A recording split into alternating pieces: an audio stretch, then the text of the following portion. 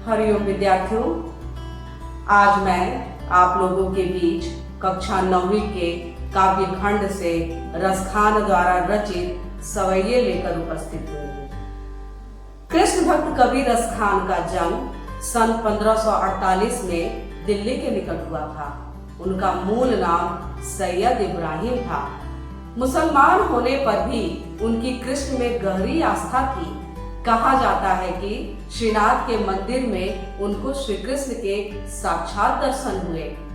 तब से वे ब्रजभूमि में ही बस गए। उनकी मृत्यु सन 1628 के आसपास हुई थी। रसखान की रचनाओं का संग्रह रसखान रचनावली नाम से प्रसिद्ध है। कृष्ण के प्रति अगाध श्रद्धा रखने वाले रसखान ने कृष्ण भक्ति को अपने काव्य का विषय बनाया। वे श्री कृष्ण से संबंधित प्रत्येक वस्तु, चाहे वह जड़ हो या चेतन, सब पर मुग्ध थे। उनके काव्य में समूची ब्रजभूमि के प्रति अनुराग प्रकट हुआ। रसखान ने ब्रज भाषा में काव्य रचना की है, जिसमें सरलता तथा मधुरता का गुण विद्यमान है। उन्हें देखकर रसखान को रस की खान कहने में कोई अतिशयोक्ति नहीं होगी। अब हम काव्य के अर्थ को भाव सहित समझने से पूर्व काव्य परिचय को समझेंगे। रसखान द्वारा रचित सवैयों में कृष्ण और उनकी लीला भूमि वृंदावन की प्रत्येक वस्तु के प्रति लगाव प्रकट हुआ है। दूसरे सवैये में कवि श्री कृष्ण के काले कंबल पर तीनों लोगों का सुख त्यागने को तैयार है।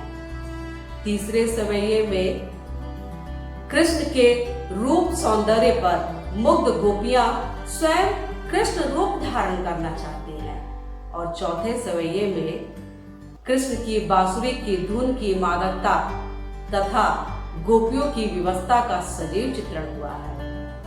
अब हम आगे बढ़ते हुए प्रत्येक सवैये के अर्थ को भाव सहित समझने का प्रयास करेंगे। पहला सवैया, मानुष हो तो वही रस खानी, बसो ब्रज गोकुल गांव के ग्वारण। जो पशु हो तो कहाँ बस मेरो, चरो नित नंद की धेनु मझारण।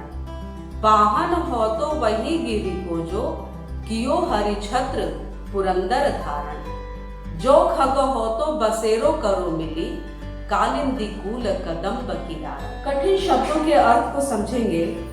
मानुष मनुष्य, बसो बसु या रहूं, ग्वारन ग्वाल बाल, चरो चरू नित हमेशा, धेनु गाय, मझारण बीच में, पाहन पत्थर, गिरी पर्वत, छत्र छाता, पुरंदर इंद्रदेव, खग पक्षी, बसेरो निवास करूं, कालिंदी यमुना, कूल किनारा, कदम एक वृक्ष, दारन शाखाएं या डाले।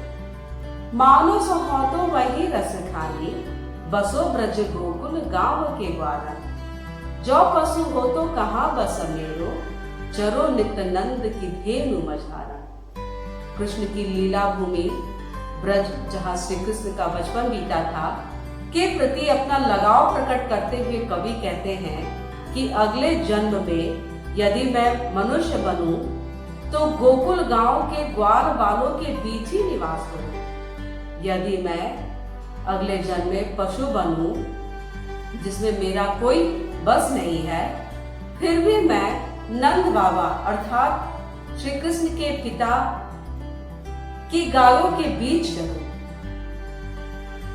अर्थात श्री कृष्ण का सानिध्य पाने के लिए रसखान मनुष्य बनने पर ब्रज के ग्वालों के बीच रहने की कामना तथा पशु बनने पर नंद बाबा की गायों के बीच चरने की कामना करते हैं। आगे कवि कहते हैं, पाहन हो तो वही गिरी को, जो कियो हरि छत्र पुरंदर धारण। जो खग हो तो बसेरो करो मिली, कालिंदी कूल कदम्ब की डारण।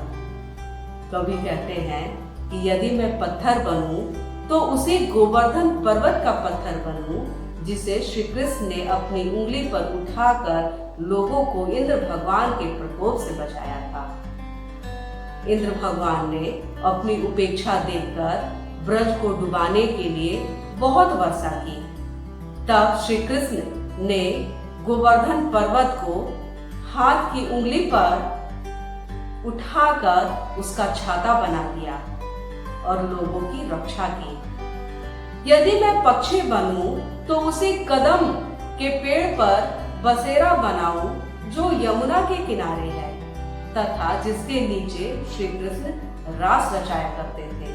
श्री कृष्ण कदम के वृक्ष के नीचे बंसी बजाया करते थे तथा गोपियों के साथ रास रचाया करते थे। उस वृक्ष से श्री कृष्ण की यादें जुड़ी होने के कारण कवि वहां बसेरा बनाना चाहते हैं। अब अगले सवैये को पढ़ेंगे। या लकुटी और कमरिया पर राज तिहुपुर को तजी डालो, आठहु सिद्धि नौ निधि के सुख नंद की गाय चराई बिसारो। रसखान कहो इन आखिन सो ब्रज के बन बाग तड़ाग निहारो। कौटिक एक कलधौत के धाम करील के कुंजन ऊपर वारो। शब्दार्थ या इस लकुटी लाठी, कमरिया छोटा कंबल, तिहु तीनों, पुर नगर या लोग, तजी डारो छोड़ दूंगा, बिसारो भूलूंगा, तड़ाग तालाब, निहारो देखूंगा, कौटिक करोड़ों, कलधौर सोना, धाम भवन, नौ निधियां 9 प्रकार के खजाने। ऐसा विश्वास है कि देवताओं के कोषाध्यक्ष कुबेर के पास ये सभी 9 निधियां हैं। 8 सिद्धियां योग साधना के द्वारा ईश्वर और गुरु की कृपा से साधक को 8 प्रकार की अलौकिक सिद्धियां मिल जाती है, जिससे उसकी आध्यात्मिक शक्ति बढ़ जाती है। या लकुटी और कंबरिया पर राज तिहुपुर के तजी डारो, आठहु सिद्धि नौ निधि के सुख नंद की गाय चराई बिसारो। कवि श्री कृष्ण से जुड़ी वस्तुओं के प्रति प्रेम प्रकट करते हुए कहते हैं कि जिस लाठी और कंबल को लेकर श्री कृष्ण गाय चराया करते थे, उसके बदले मैं तीनों लोकों का सुख त्यागने को तैयार हूं। भाव यह है कि श्री कृष्ण गायों को चराते समय लाठी और कंबल अपने साथ रखते थे। वे कोई साधारण वस्तुएं ना होकर कृष्ण से संबंधित वस्तुएं थीं, इसलिए कवि उन पर सब कुछ न्यौछावर करने को तैयार है।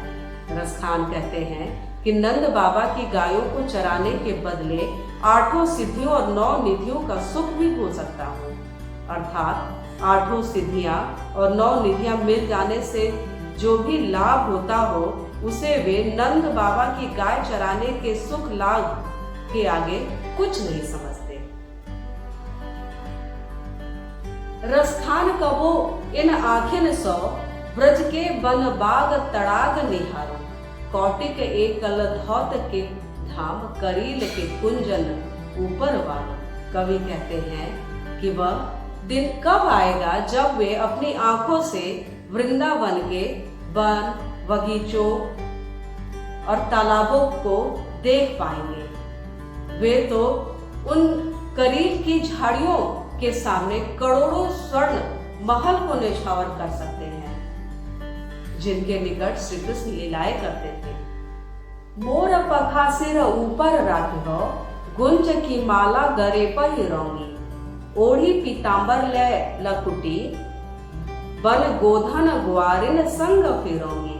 भावत तो सोई मेरो रस खान, सो तेरे कहे सब स्वांग करूंगी। या मुरली मुरलीधर की अधरान धरी अधराना धरूंगी। शब्दार्थ मोर पखा, मोर के पंखों से बना मुकुट, राखी हो रखूंगी। गुंज एक जंगली पौधे का छोटा सा फल, गरे गले में, पीतांबर पीला वस्त्र, गोधन गाय रूपी धन, ग्वारिन ग्वालिन भावतो अच्छा स्वांग रूप धारण करना, मुरलीधर श्री कृष्ण अधरा होठों पर धरोगी रखूंगी। मोर पखा सिर ऊपर राखी हो, गुंज की माला गरे पहिरोंगी, ओढ़ी पीतांबर ले लकुटी, बन गोधन ग्वारिन संग फिरो। भावार्थ यह है कि श्री कृष्ण के सौंदर्य पर मुग्ध एक गोपी दूसरी गोपी से कहती है कि हे सखी, मैं श्री कृष्ण की तरह ही अपने सिर पर मोर के पंखों का मुकुट तथा गले में गुंज की माला पहनूंगी। मैं पीले वस्त्र धारण कर श्री कृष्ण की तरह ही गायों के साथ हाथ में लाठी लेकर वन वन फिरूंगी। आगे कहती हैं कि भावतो वो ही मेरो रस खानी, सो तेरे कहे सब स्वांग करूंगी। या मुरली मुरलीधर की अधरान धरी अधराना धरूंगी। आगे गोपियां कहती हैं कि मेरे श्री कृष्ण को जो भी अच्छा लगता है वह सब कुछ करने को मैं तैयार हूँ, पर हे सखी, मैं उनकी उस मुरली को अपने होठों पर कभी नहीं रखूंगी, क्योंकि उस मुरली ने ही श्री कृष्ण को हमसे दूर कर रखा है।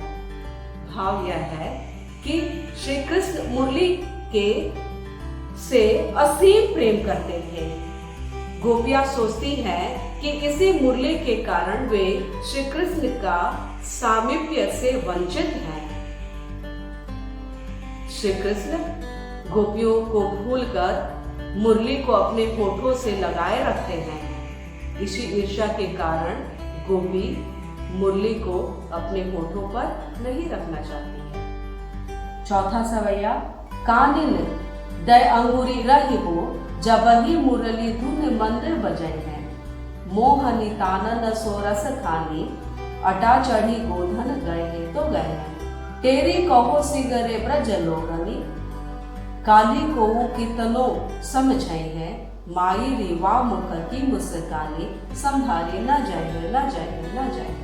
शब्दार्थ, काननी कानों में, दय देकर, अंगुरी उंगली, रहिबो रहूंगी, धुनी धुन, मन मधुर स्वर में, मोहनी मोहने वाली, अटा अटारी, गोधन ब्रज क्षेत्र में गाया जाने वाला लोकगीत, तेरी पुकार कर या बुलाना, सिगरे सारे, समुझाएंगे समझाएंगे, मायरी हेमा, संभारी संभाली, न जाए है नहीं जाएगी।